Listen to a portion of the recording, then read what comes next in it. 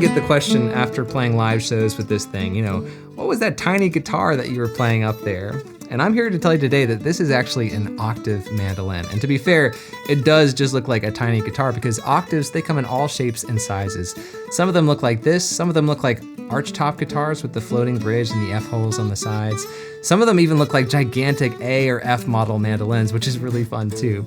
But no matter what they look like, I think the octaves are super fun to play and really useful for a lot of different styles of music that we play too. Sadly, they don't really get talked a whole lot about, so I wanted to make this video to just share my thoughts about the octave, my different approaches to playing this instrument compared to the mandolin, and just as an introduction for folks who are new to the instrument and want to get started. So I'm assuming that you probably know a little bit about the normal mandolin here, and coming to the octave, you're gonna start to see a lot of similarities right from the get-go. Like, for starters, we have 8 strings tuned in pairs, and they're usually tuned the same as the mandolin to G, D, A, and E. The only difference is that the strings are longer and we're tuned an octave lower. But a lot of that information and muscle memory that you learned from the mandolin is gonna transfer here, like those simple 2-finger open chords.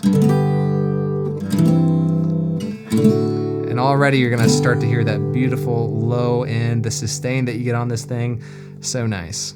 And the octave really is a great accompaniment instrument like that. But not everything from the mandolin transfers. Like, there's no way you could play that 4-fingered chop shape here. And you'll start to see that the roles of the two instruments are very different. We're not feeling that percussive backbeat like we do on the mandolin. We're kind of feeling more of a guitar style roll here.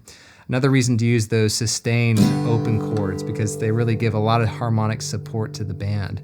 And you can even add in some root 5th guitar style accompaniment with these shapes like this.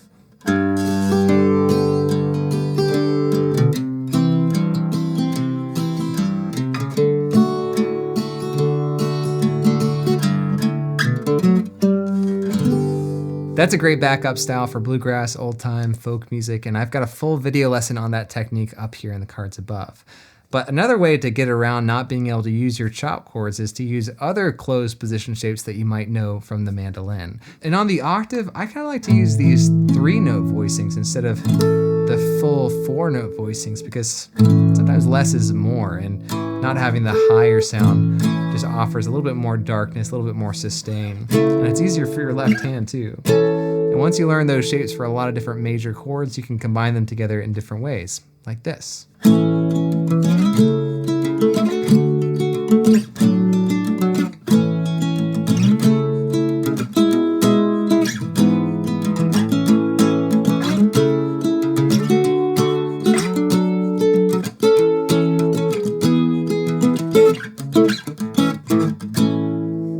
Here's one more accompaniment style to check out that works great on the octave. If you're playing Celtic music in particular, I like to use a lot of drone strings and then maybe lightly mute the strings with my palm on my right hand to get this kind of sound.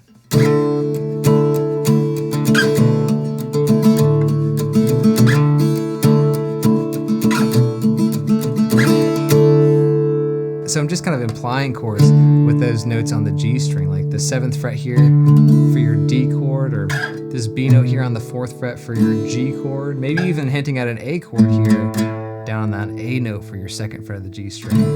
Even though you have all those extra strings ringing out, it creates this really cool effect that I think sounds great on this instrument. But things start to become kind of tricky when you think about this as a melody instrument. And it is a great melody instrument too, but with the bigger frets and the longer scale length, it becomes more challenging to figure out what to do with our left hand. So instead of stretching up and playing our normal mandolin fingerings, usually we're adopting more of a guitar style fingering where we have 1 finger per fret. So if we play our G major scale again, it would look like this.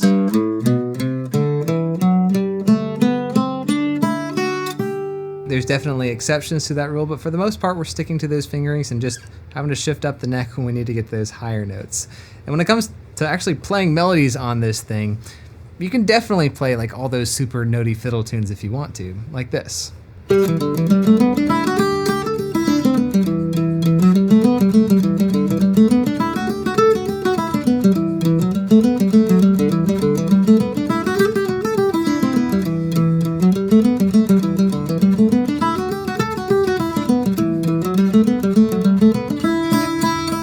But I think the octave mandolin really shines on the more slower, spacious melodies, like this beautiful Irish waltz, She Begs She More.